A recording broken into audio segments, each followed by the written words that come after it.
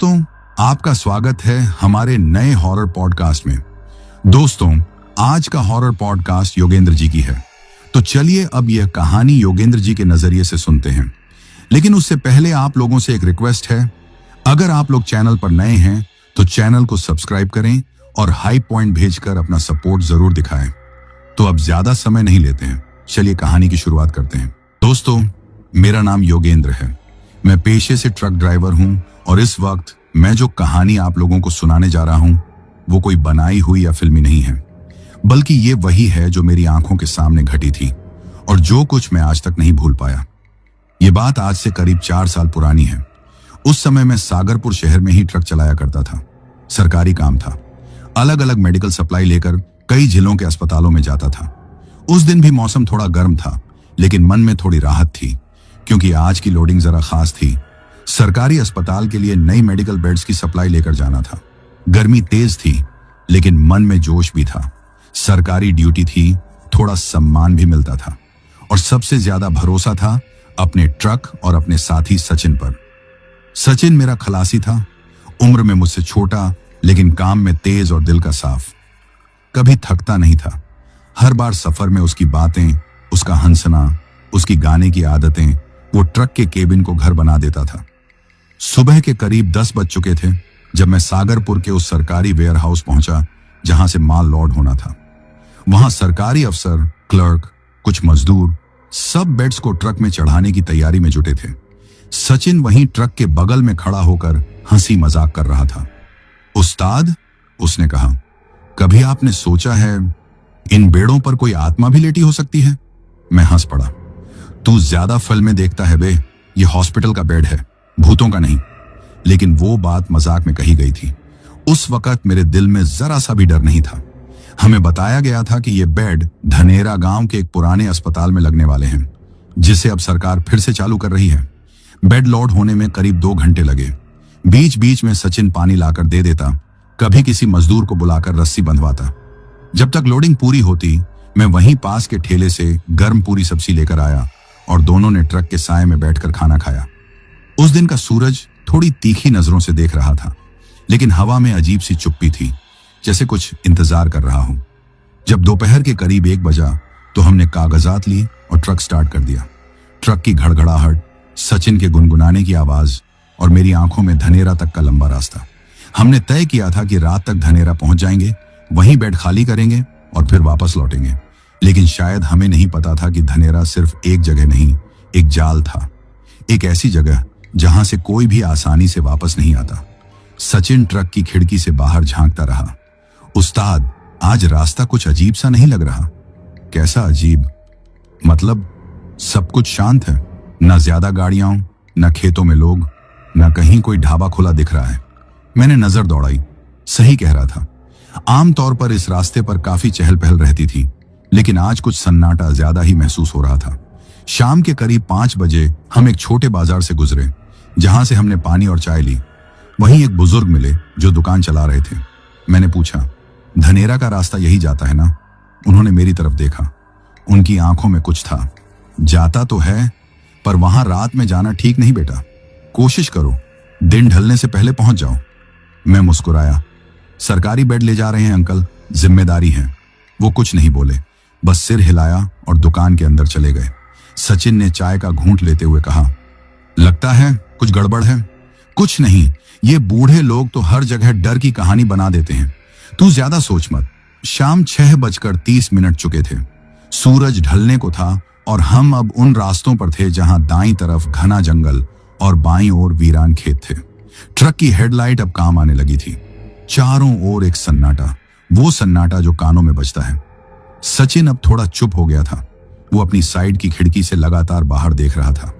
मैंने radio on किया, लेकिन वहां भी सिर्फ हवा की सरसराहट थी। सचिन बोला, उस्ताद, आपको अजीब नहीं लग रहा कि इतने लंबे रास्ते में एक भी ट्रक या बस नहीं दिखी? मैंने गहरी सांस ली। अब बोल मत ज्यादा, हम पहुंच रहे हैं, बस थोड़ा ही रास्ता बाकी है। रात 8 बजे हम धनेरा के बाहरी हिस्से में पहुंच चुके थे, पर कोई स्वागत नहीं था। कोई बोर्ड नहीं, कोई अस्पताल की इमारत नहीं दिखी। बस सामने से आती धीमी थकी सी हवा और एक सुनसान मोड़। यहां से अंदर जाना है, मैंने कहा। कागजों पर लिखे पते को देखते हुए सचिन ने एकदम शांत आवाज में कहा, उस्ताद चलो आज रात यहीं ट्रक रोको, सुबह अस्पताल ढूंढ लेंगे। मैंने उसकी बात सुनी, लेकिन ट्रक रोका नहीं, क्योंकि शायद अब हमारे रुकने का वक्त बीत चुका था और आगे जो कुछ हमारे साथ होना था वो अब शुरू होने वाला था।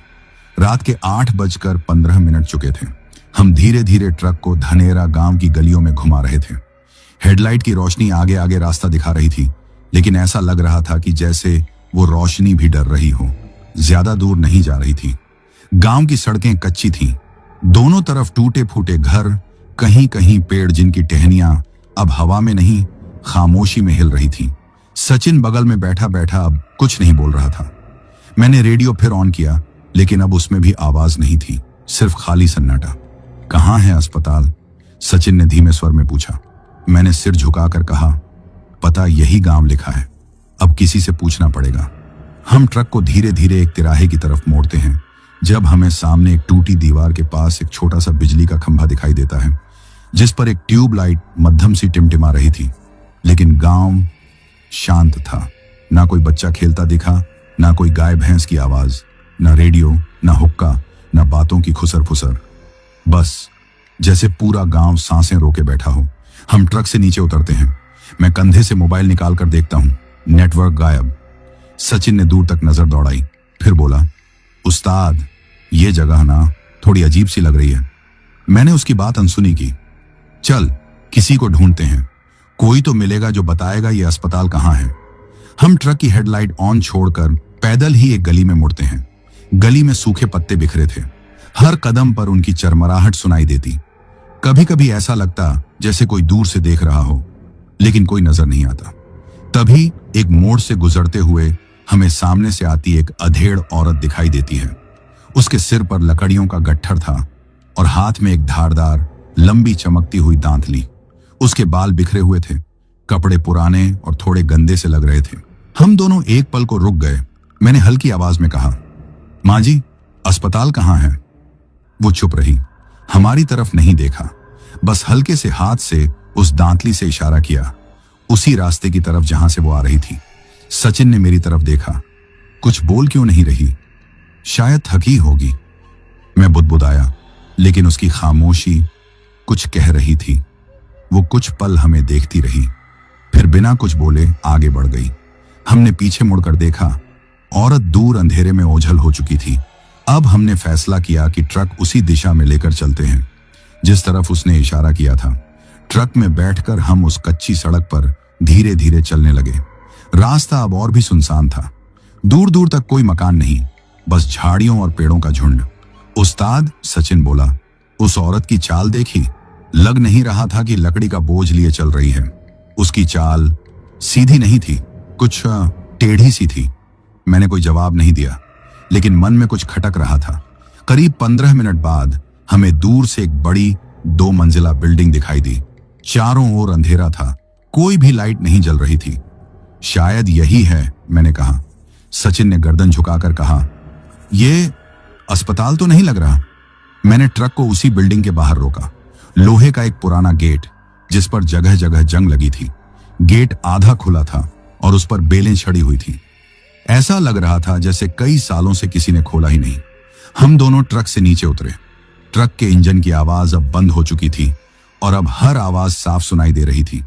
हवा की सनसनाहट, पत्तों का हिलना और दिल की धड़कन। हम गेट के पास पहुंचे। मैंने मोबाइल निकाला, टाइम देखा, 11:04 रात के। सचिन धीरे से बोला, उस्ताद ये टाइम कुछ तो अजीब है। मैंने पूछा, क्या मतलब? मतलब हमारी जिंदगी और मौत के बीच का यही 20 मिनट का फासला है। उसकी आवाज एकदम गंभीर हो चुकी थी। हम अब उस गेट से भीतर चले जाते हैं।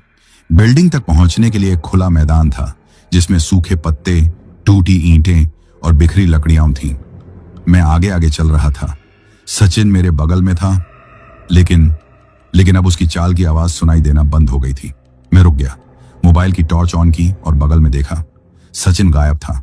मैंने चारों तरफ देखा, आवाज लगाई, सचिन, ओए सचिन। कोई जवाब नहीं।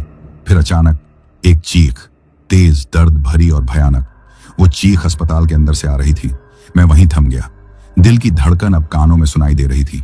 चीख सचिन की नहीं थी, वो किसी छोटे बच्चे की थी। मैंने खुद को दिलासा दिया, डरना नहीं है। दादाजी कहते थे डरते ही ओहरा कमजोर होता है। मैंने मोबाइल टाइट पकड़ा और आगे बढ़ गया उस बिल्डिंग की ओर।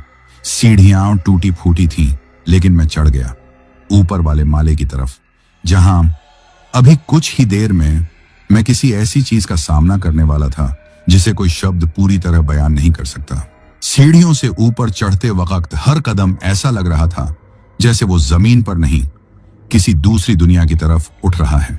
हवा बंद थी, लेकिन फिर भी ऐसा लगता जैसे कोई मेरे कान के पास कुछ फुसफुसा रहा हो। हर 2 कदम पर पीछे मुड़कर देखने का मन करता, लेकिन डर था कि कहीं पीछे कुछ हो गया तो उसका सामना करने की हिम्मत शायद न हो। मैंने मोबाइल की टॉर्च कसकर पकड़ी, वही मेरी एकमात्र उम्मीद थी। सचिन अब तक नहीं मिला था। उसकी चीख नहीं आई, आवाज नहीं आई, ना ही पत्तों की चरमराहट, बस एकदम सन्नाटा। मैं ऊपर की मंजिल पर पहुंचा। सामने एक लंबा गलियारा था, दीवारों की पपड़ी उखड़ी हुई, फर्श पर धूल जमी थी, कुछ जगहों पर पुरानी टूटे बेड पड़े थे। और तब मेरे मोबाइल की टॉर्च में कुछ हल्का सा हिला। मैंने आंखें तरेर कर देखा, दूसरी तरफ के खंभे के पीछे कोई छुपा था, शायद कोई बच्चा। एक झलक मिली जैसे लंबे बाल हों और वो सिर निकालकर मुझे देख रहा हो। कौन है? मैंने पूछा। आवाज थोड़ी कांपी थी। कोई जवाब नहीं। यहां क्या कर रहे हो? बाहर आओ। मैंने मोबाइल की लाइट उसी तरफ घुमाई, लेकिन अब वहां कोई नहीं था। मैंने कुछ कदम आगे बढ़ाए।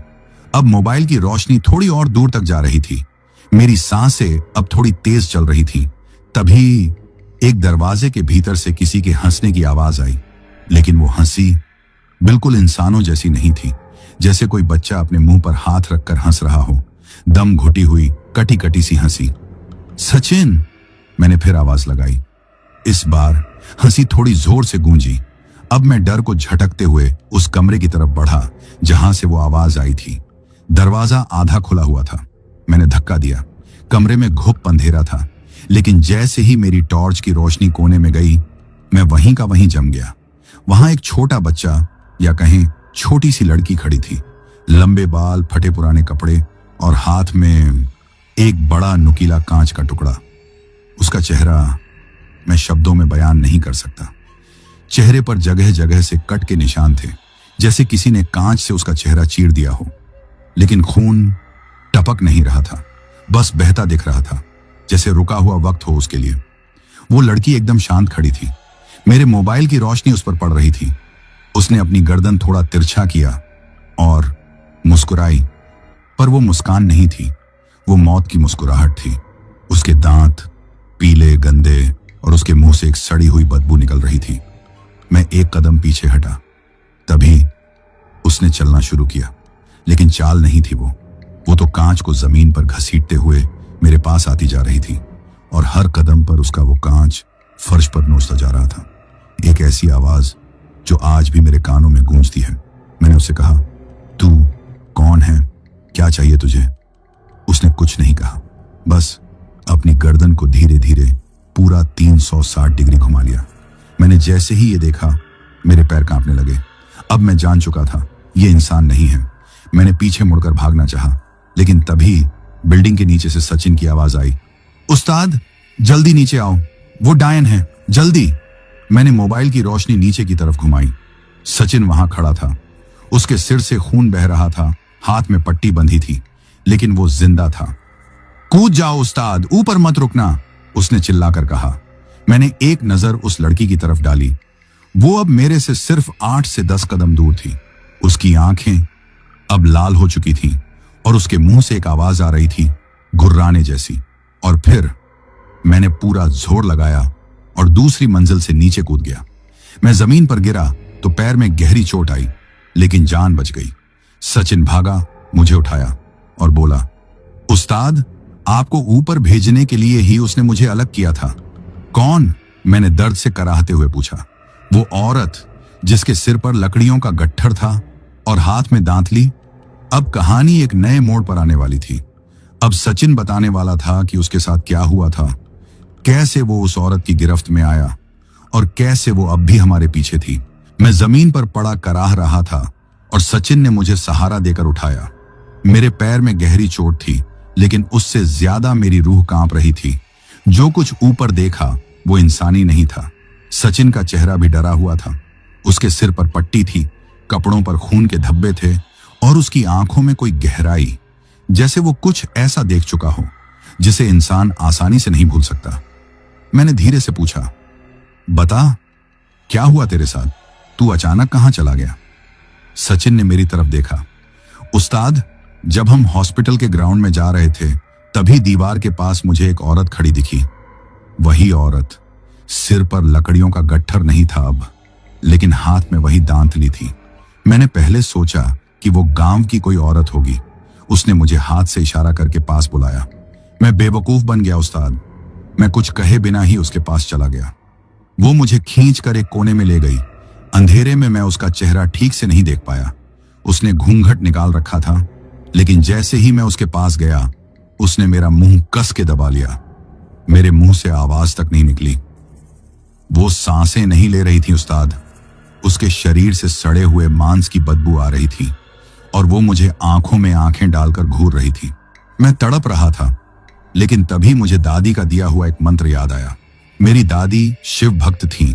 उन्होंने मुझे एक दिन एक मंत्र दिया था। कहा था कि कभी जान का खतरा हो तो मन ही मन बोल लेना। मैंने उसी वक्त वो मंत्र बोलना शुरू किया और उस्ताद, जैसे ही मैंने बोलना शुरू किया उस औरत का शरीर कांपने लगा। वो जैसे झटके खा रही हो, जैसे कोई करंट लग गया हो। फिर एक अजीब सी चीख मारकर वो औरत एक काले धुएं में बदलकर गायब हो गई। उस्ताद, तब मैं समझा कि यह सब कुछ असली है और जो ऊपर अस्पताल की बिल्डिंग में है वो लड़की भी इंसान नहीं है, बल्कि उसी औरत की बच्ची है जिसकी आत्मा अब इस अस्पताल में भटकती है। मैंने हैरानी से उसकी बात सुनी। मतलब वो औरत और वो लड़की दोनों आत्माएं हैं? सचिन ने सिर हिलाया। हाँ उस्ताद, और लगता है हमें ऊपर भेजने के लिए ही उसने मुझे अलग किया था, ताकि वो तुझे अकेला पाए। मैंने गहरी सांस ली, लेकिन तब भी दिल में एक सवाल था। अगर तू मंत्र बोलकर बच गया तो क्या वो फिर से नहीं आ सकती? सचिन ने मेरी आंखों में देखा। वो फिर से आएगी उस्ताद, और अब शायद और ज्यादा गुस्से में। लेकिन हम ट्रक में बैठ जाएंगे तो शायद हमसे दूर रहेगी। मैं लंगड़ाते हुए उसके सहारे ट्रक की तरफ बढ़ा। हम दोनों अब स्कूल के गेट के पास थे। ट्रक नजदीक था, लेकिन तभी एक तीखी चीख हवा में गूंजी। हम दोनों रुक गए और फिर से वही औरत सामने आ गई। इस बार उसके चेहरे से घूंघट हटा हुआ था। नाक आधी कटी हुई थी, चेहरे पर कीड़े रेंग रहे थे। उसकी आंखें एकदम सफेद और होंठों से खून की लाट टपक रही थी। उसने दांतली उठाई और सचिन की तरफ फेंकी। कांच का टुकड़ा सचिन के पैर में आकर घुस गया। वो वहीं चिल्लाकर गिर पड़ा। मैंने बिना कुछ सोचे उसे खींचकर ट्रक की तरफ दौड़ाया। खून बह रहा था, लेकिन जान बचाना जरूरी था। हम दोनों किसी तरह ट्रक में चढ़े। सचिन दर्द से कराहते हुए बोला, उस्ताद, अब ब्रेक मत लगाना, ट्रक को दौड़ा दो। ट्रक स्टार्ट किया।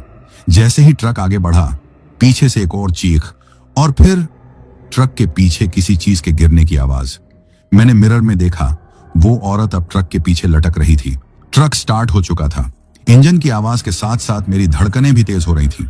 मैंने गियर बदला और ट्रक को जैसे तैसे आगे दौड़ाया, लेकिन पीछे से एक अजीब घिसटती हुई आवाज आ रही थी, जैसे कोई नुकीली धातु ट्रक के लोहे को खुरच रही हो। सचिन के चेहरे पर घबराहट थी। वो ट्रक की सीट पर पड़े पड़े ही थर थर कांप रहा था। उसके पैर से अब भी खून बह रहा था।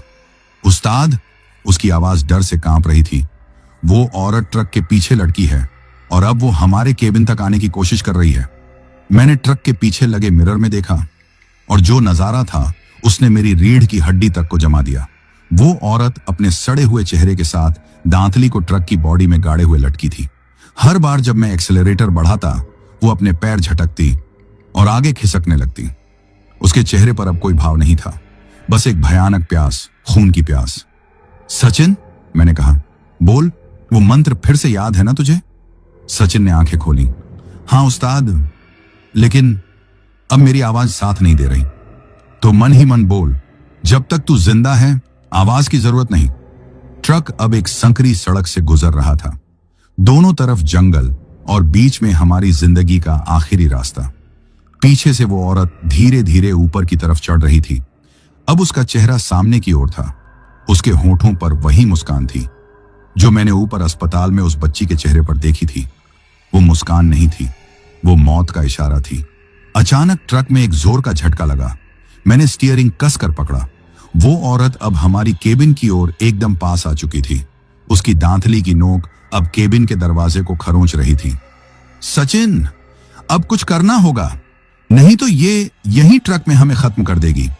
सचिन ने मुश्किल से करवट ली और ट्रक की खिड़की से बाहर झांका, फिर अपने थरथराते होंठों से मंत्र बुदबुदाने लगा। और तभी मैंने ट्रक की स्पीड और बढ़ा दी।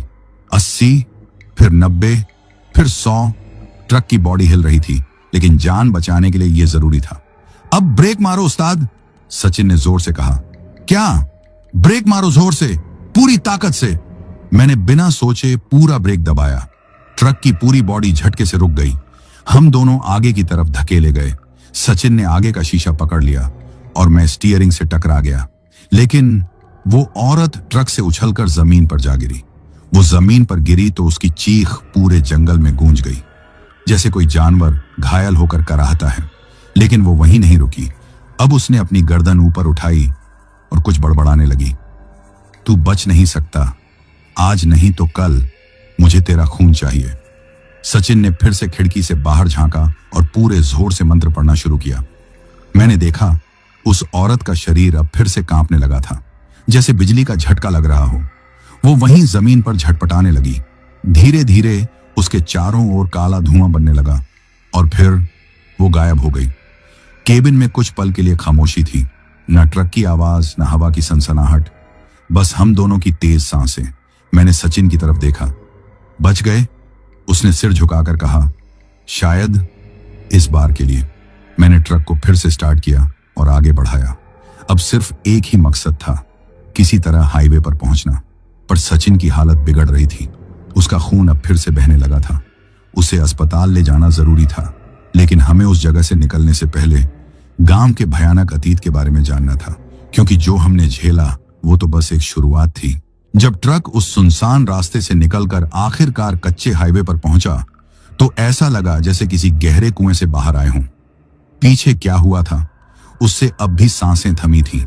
सचिन के पैर से खून बह रहा था। मेरा पैर चोटिल था, लेकिन सबसे बड़ा जख्म मन के अंदर बन चुका था। करीब 45 मिनट चलने के बाद सड़क के किनारे एक पुराना सा ढाबा दिखा। वहां कुछ ग्रामीण लोग बैठे थे, उम्र दराज, कुछ हल्का सा चाय पीते, कुछ रेडियो से पुरानी आवाजें सुनते हुए। मैंने ट्रक रोका, सचिन को सहारा देकर नीचे उतारा और हम दोनों ढाबे की बेंच पर बैठ गए। हमारे कपड़ों पर धूल, खून और डर तीनों साफ दिख रहे थे। एक बुजुर्ग आदमी ने हमारी तरफ देखा और पूछा, क्या हुआ बेटा, कहां से आ रहे हो? मैंने लंबी सांस लेकर जवाब दिया, धनेरा गांव से सरकारी हॉस्पिटल में बेड पहुंचाने गए थे। उस बुजुर्ग के चेहरे का रंग जैसे उड़ गया। उसने हाथ कांपते हुए अपने माथे पर रखा और पूछा, कौन से हॉस्पिटल की बात कर रहे हो तुम? मैंने जेब से वो डिलीवरी स्लिप निकाली। सरकारी मुहर, पता, सब उस पर था। बुजुर्ग उसे गौर से देखने लगा और फिर धीरे से बोला, बेटा, उस हॉस्पिटल में आज कोई नहीं जाता, क्योंकि वो अब हॉस्पिटल नहीं रहा। हम दोनों चौंक गए। क्या मतलब? अब ढाबे पर बैठे दो और बुजुर्ग हमारी तरफ देखने लगे। एक बोला, तुम दोनों उधर रात को गए थे? मैंने सिर हिलाया। हाँ, माल खाली करने पहुंचे थे, पर वहां मैं रुक गया। वो तीसरा बूढ़ा हमारे पास आया और बहुत धीरे से बोला, बेटा, वो जगह अब इंसानों की नहीं है, वो भूतों का अस्पताल है। सचिन ने धीमे स्वर में पूछा, क्या हुआ था वहां? अब उन तीनों की आंखों में डर नहीं, बल्कि एक बोझ था, एक ऐसा बोझ जो सालों से उनकी छाती पर पड़ा था।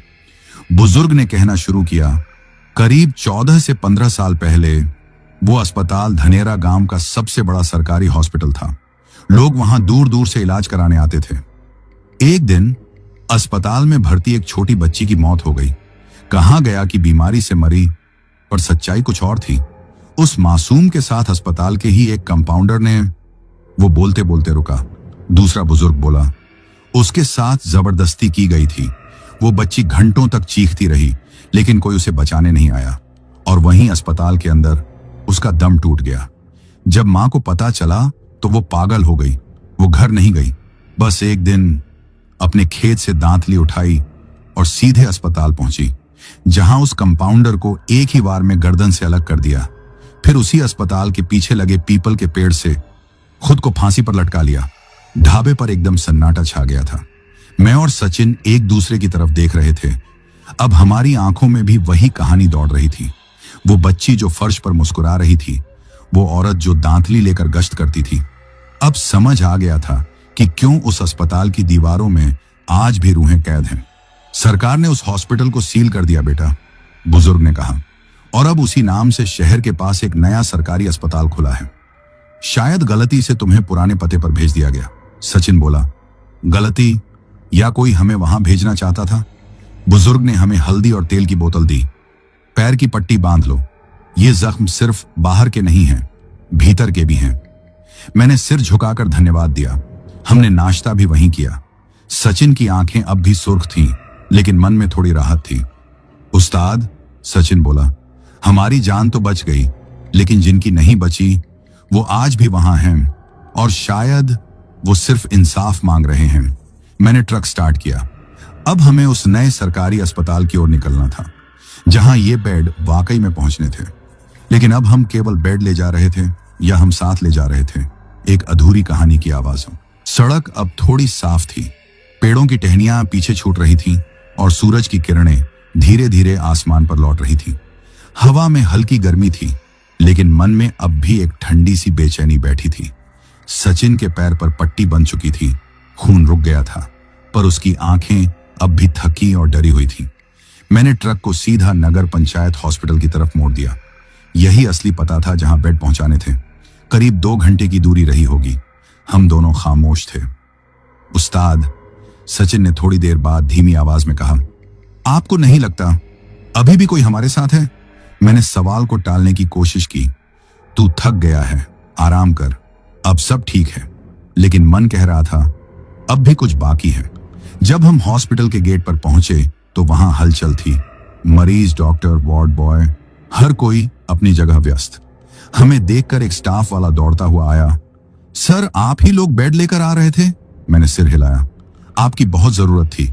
आज बेड नहीं आते तो 12 मरीज जमीन पर लेटे रहते। हमने ट्रक को हॉस्पिटल के पीछे स्टोर के पास खड़ा किया। स्टाफ के कुछ लड़कों ने रस्सी खोलनी शुरू की और एक एक करके बेड नीचे उतारने लगे। मैं और सचिन वहीं बगल में बैठ गए। तभी सचिन ने कोहनी से मेरा हाथ हिलाया। उस्ताद, देखो उस नर्स को। मैंने नजर घुमाई। एक नर्स वार्ड के गेट पर खड़ी थी, सफेद ड्रेस में, लेकिन उसका चेहरा बिल्कुल वैसा ही था जैसा उस बच्ची का। हम दोनों उसकी तरफ देखते रहे। वो अंदर चली गई बिना हमारी तरफ देखे। क्या ये वही है? सचिन ने पूछा। मैंने सिर हिलाया। पता नहीं, शायद वो हमें दिखाई दे रही है, क्योंकि अब हम वो सब देख चुके हैं। बेड उतारने का काम पूरा हुआ। हमें अंदर बुलाया गया साइन करवाने के लिए। एक क्लर्क ने साइन कराते हुए पूछा, आप लोग लेट कैसे हो गए? डिलीवरी कल रात की थी ना? मैंने उसकी तरफ देखा। हमें पुराने हॉस्पिटल का पता दे दिया गया था। वहां बहुत अजीब, मतलब सुनसान जगह थी। क्लर्क रुक गया। उसने धीरे से सिर झुकाया और बोला, वो हॉस्पिटल अब भी फाइलों में जिंदा है, पर असलियत में वो मरा हुआ है। सचिन ने साइन किए और बाहर निकल आया। मैं उसके पीछे पीछे निकला, लेकिन जैसे ही मैं हॉस्पिटल के मेन गेट तक पहुंचा, मैंने पीछे से किसी के कहने की आवाज सुनी, अंकल, मुझे अब भी दर्द होता है। मैंने मुड़कर देखा, कोई नहीं था। बस एक पल के लिए ऐसा लगा जैसे कोई बच्ची थी, वही लंबी छोटी, वही पुराने कपड़े। मैं वहीं खड़ा रह गया। सचिन पीछे मुड़कर आया, बोला, क्या हुआ उस्ताद? कुछ नहीं, पर मुझे अब समझ आ गया था, कुछ आत्माएं बस इंसाफ चाहती हैं, और जब तक उन्हें चैन नहीं मिलता वो जुड़ जाती हैं उनसे जो सच्चाई से टकरा चुके हैं। हम ट्रक में बैठ गए। इंजन स्टार्ट हुआ, लेकिन अब उसके साथ सिर्फ इंजन की आवाज नहीं थी। अब उसमें शामिल थी एक मासूम की सिसकी, एक मां की चुप्पी, और हमारे दिल में घर कर चुका एक सवाल कि क्या हम फिर कभी वैसी रात देखेंगे? हॉस्पिटल में बेड डिलीवर करने के बाद मैंने ट्रक को धीरे धीरे हाईवे की तरफ मोड़ दिया। सचिन अब भी खामोश था। उसकी आंखों में नींद थी, लेकिन नींद से ज्यादा थकावट और एक ऐसा डर जो अब शायद उसकी रूह में बस चुका था। हमने रास्ते में एक होटल के पास ट्रक रोका और कुछ घंटे वहीं आराम किया। सचिन बोला, उस्ताद, मैं तो यहीं से अपने गांव चला जाऊंगा, कुछ दिन ट्रक नहीं चला पाऊंगा। मैंने उसका कंधा थपथपाया। जा बेटा, खुद को संभाल, जरूरत पड़ी तो फोन कर देना। अगले दिन सुबह करीब 10 बजे मैं घर पहुंचा। घर का दरवाजा वही पुराना लोहे वाला जिस पर मेरे बेटे ने कभी सफेद चौक से अपना नाम लिखा था। आज भी वो हल्का सा दिखता था। बीवी ने दरवाजा खोला। इतनी देर? फोन भी नहीं उठा रहे थे। थोड़ी परेशानी हो गई थी रास्ते में, मैंने हल्के से जवाब दिया। मैंने देखा घर में सब कुछ वैसा ही था। बच्चे स्कूल जा चुके थे। पत्नी ने चाय बनाई और मैं अपने कमरे में जाकर लेट गया। लेकिन जैसे ही लेटा, दीवार से कानों में कुछ फुसफुसाने जैसी आवाज आई। अंकल, मुझे अब भी दर्द होता है। मैंने आंखें खोल दी। कमरा एकदम शांत था। मैंने खिड़की के पर्दे हटाए। सूरज चमक रहा था। सब कुछ आम था, लेकिन मन कह रहा था कुछ है। शाम को जब सब घर लौट आए तो बच्चे मस्ती में थे। मैंने टीवी चलाया। बीवी खाना बना रही थी। तभी मेरी बेटी दौड़ती हुई आई। पापा। मैंने एक दीदी को देखा। वो बाथरूम में खड़ी थी। मुझे देख के हंसी और फिर गायब हो गई। मैंने उसे झिड़का। शायद तुम्हें वहम हुआ होगा। लेकिन मेरी उंगलियों में वही झंझनाहट शुरू हो गई थी जो उस रात अस्पताल के अंदर महसूस हुई थी। रात 12 बजे जब सब सो गए, मैं बिस्तर पर करवटें बदल रहा था। तभी फिर वही आवाज। अंकल, मुझे अब भी दर्द होता है। इस बार आवाज कमरे के भीतर से आई थी। मैंने झट से बैठकर मोबाइल की टॉर्च जलाई। दीवार के कोने पर कुछ लिखा था, अब भी अधूरी हूं। मैंने दौड़कर पानी पिया। सांसें तेज हो रही थीं। दिमाग में बार बार वही बच्ची का चेहरा घूम रहा था। अब वो सिर्फ मुझे दिखती नहीं थी, वो मुझ में उतर चुकी थी। अगले दिन सुबह मंदिर गया। पंडित से सब बताया। उसने लंबी सांस लेकर कहा, तुम उसे उसकी मंजिल तक नहीं पहुंचा पाए। वो तुमसे जुड़ गई है। अब या तो तुम उसे मुक्ति दिलाओ या फिर उसकी पीड़ा के साथ जीना सीखो। मैंने पंडित से उपाय पूछा। उसने एक छोटा सा दिया, कुछ लाल चावल और एक मंत्र दिया। जहां उसकी आत्मा जुड़ी है वहां जाकर दिया जलाना और मन से क्षमा मांगना, तभी वो मुक्त होगी। अब मेरे पास 2 ही रास्ते थे, या तो खुद को पागलपन में डुबो दूं या उस लड़की को उसकी शांति वापस देने निकलूं। और मैंने ठान लिया, अब मैं लौटूंगा वहीं उसी पुराने अस्पताल में जहां सब शुरू हुआ था। सुबह के 5 बजे थे। अभी सूरज पूरी तरह निकला भी नहीं था, लेकिन मैं तैयार था। सिर पर एक छोटा बैग, जेब में लाल चावल की पुड़िया, तेल का दिया और पंडित द्वारा दिया गया वो मंत्र। घर के लोगों से बिना कुछ कहे मैं अपने ट्रक में चुपचाप बैठा और फिर उसी रास्ते की तरफ चल पड़ा। धनेरा। रास्ते में हवा अलग थी। न डर था न घबराहट, बस एक अजीब सी जिम्मेदारी का बोझ कि आज जो होना है वो आखिरी बार होगा। करीब 3 घंटे का सफर तय करके मैं वापस उसी मोड़ पर पहुंचा जहां से वो टूटी सड़क, वो घना सन्नाटा और वो भूतिया अस्पताल शुरू होता था। ट्रक रोका। सामने देखा, अब भी गेट वैसा ही था, जंग खाया, टूटा सा, जैसे किसी ने सालों से छुआ ही ना हो। मैंने दिया और चावल हाथ में लिया।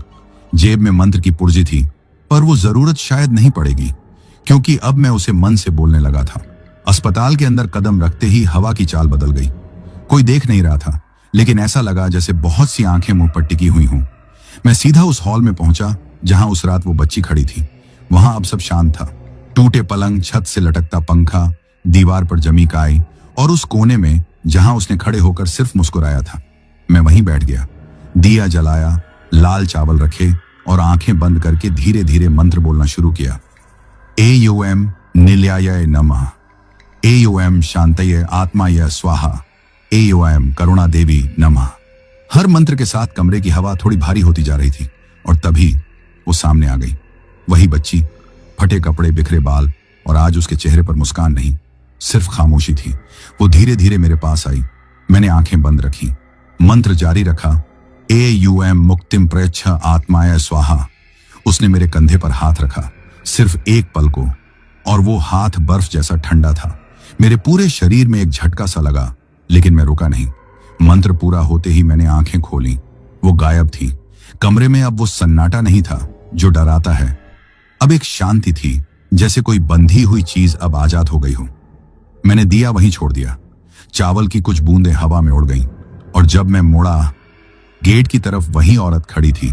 उसके हाथ में दांतली नहीं थी, चेहरा शांत था और वो देख रही थी बिना कुछ कहे। मैंने सिर झुकाया। माफ कर दो, मुझसे जो हो सका मैंने किया। उसने कुछ नहीं कहा, बस एक पल को अपनी आंखें बंद की और जैसे ही मैंने दोबारा देखा, वो भी जा चुकी थी। अब अस्पताल सिर्फ एक पुरानी इमारत थी, ना कोई परछाई, ना कोई आवाज, ना कोई गुर्राहट, बस टूटे पलंग, दीवारों की चुप्पी और एक मुकम्मल सुकून। मैंने ट्रक स्टार्ट किया और धीरे धीरे वहां से निकल पड़ा। पीछे देखा, अब कोई नहीं था। पुराने अस्पताल से लौटे हुए 2 दिन हो चुके थे। मैंने अब ट्रक भी छोड़ दिया था। बीवी ने कहा, कुछ दिन आराम करो, मन और शरीर दोनों थक गए हैं। बच्चे अपनी दुनिया में थे, घर अब सामान्य चल रहा था, लेकिन हर चीज सामान्य होकर भी थोड़ी अलग लग रही थी। सुबह की चाय वही थी, लेकिन स्वाद में कुछ भारीपन था। रात की नींद आती थी, लेकिन सपने अधूरे रह जाते थे। दीवारें चुप थीं, लेकिन उनके पीछे से कभी कभी कुछ सुनाई देता था। एक दिन दोपहर में मैं छत पर बैठा था। तेज धूप थी, आसमान नीला। तभी मेरी बेटी ऊपर आई। पापा, वो दीदी फिर आई थी। कल रात मेरे पलंग के पास बैठी थी, कह रही थी, अभी सब खत्म नहीं हुआ। मैंने चौंक कर उसकी तरफ देखा। क्या कहा उसने? यही, अब मेरी मम्मी तुम्हारे साथ रहना चाहती हैं। उसके शब्द सुनते ही मेरी रीढ़ की हड्डी सुन्न हो गई। मैंने खुद से कहा था, मैंने उसे मुक्ति दी थी, लेकिन शायद सिर्फ बच्ची की आत्मा मुक्त हुई थी। मां अब भी बंधी थी, बेटी से अलग होकर। रात में मैंने वो पुर्जी फिर से निकाली जिस पर मंत्र लिखा था, लेकिन इस बार मन कह रहा था कि मंत्र से कुछ नहीं होगा।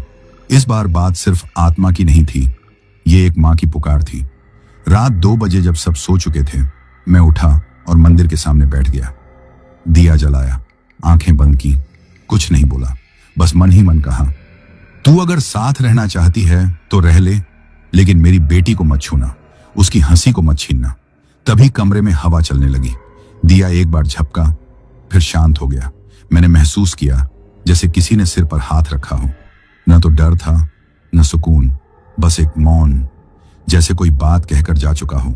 अगली सुबह मेरी बेटी ने कहा, पापा, वो दीदी अब नहीं आई, लेकिन जब गई तो कहती गई, अब मैं अपनी मम्मी को मिल गई हूं।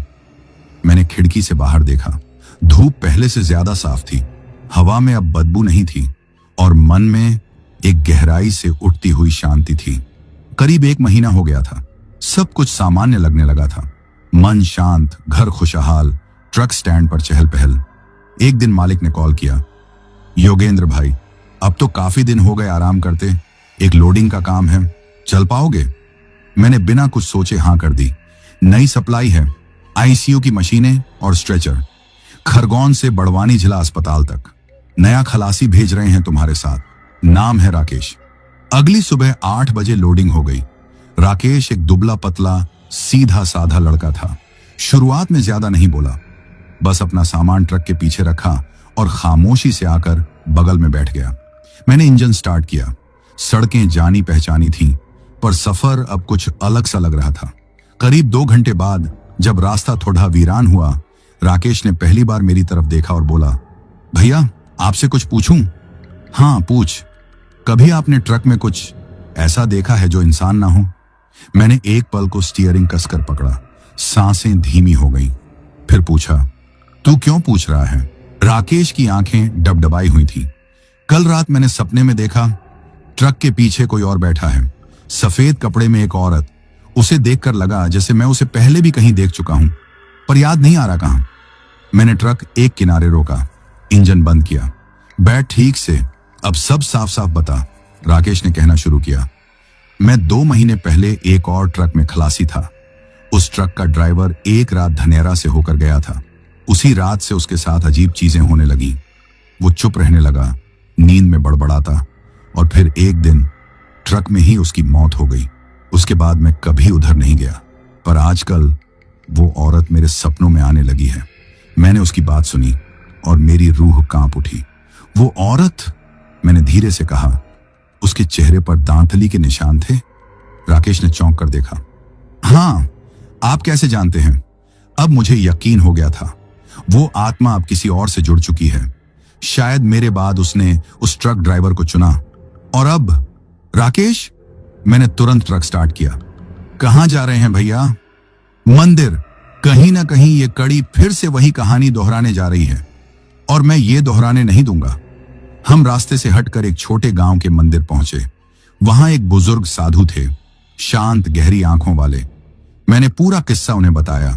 उन्होंने मंत्र सुना, राकेश की हथेली पर देखा और कहा, जिस आत्मा से तुम बचे थे उसने अब किसी और को पकड़ लिया है, लेकिन ये आत्मा अब उतनी भटकती नहीं, बस एक सहारा ढूंढती है। अगर राकेश सच से भागेगा तो वो आत्मा उसे निगल जाएगी, लेकिन अगर सच को अपनाएगा तो शायद वो आत्मा हमेशा के लिए शांत हो जाए। मैंने राकेश का कंधा पकड़ा। डर मत, ये कहानी तुझसे शुरू नहीं हुई है, लेकिन शायद तुझसे खत्म हो सकती है। हम दोनों वहां से निकल पड़े, पर अब राकेश अकेला नहीं था और ना मैं। अब ये सिर्फ एक डर नहीं, एक वादा था कि जो अधूरी आत्मा भटक रही है उसे उसकी शांति तक पहुंचाया जाएगा। मंदिर से लौटने के बाद मैं और राकेश चुपचाप ट्रक में बैठे रहे। हम दोनों के बीच कोई बातचीत नहीं हुई, पर एक बात तय हो चुकी थी, अब जो कुछ करना है आज ही करना है। हमने तय किया कि उसी रात हम फिर से धनेरा के पुराने अस्पताल तक जाएंगे, लेकिन इस बार हम खाली हाथ नहीं जाएंगे। साधु ने हमें कुछ चीजें दी थीं, एक लाल धागा, एक मिट्टी का दिया जिसमें सरसों का तेल था और एक छोटा तांबे का घंटा। साथ ही उन्होंने सिर्फ एक बात कही थी, जाकर उसके सामने बैठ जाना, जो अधूरी है वो खुद सामने आएगी। डरना मत, उसका अंत डर नहीं, समझ है। रात के 11 बज चुके थे। हम ट्रक को उसी रास्ते पर ले जा रहे थे जहां से सब कुछ शुरू हुआ था। धनेरा का वीरान अस्पताल अब सामने था, वैसा ही टूटा, खामोश और अंधेरा, लेकिन आज कुछ अलग था।